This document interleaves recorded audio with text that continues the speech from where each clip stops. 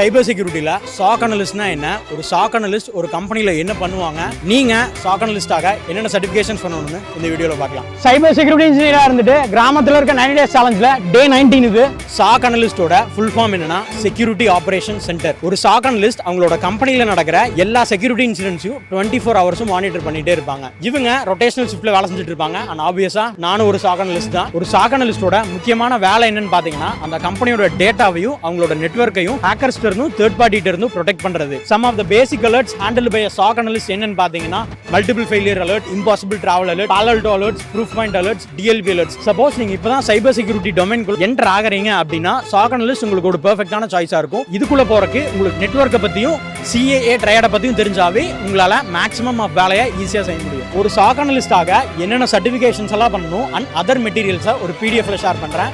சாக்னு comment பண்ணுங்க. ஆடுங்க, பாத்துக்கலாம்.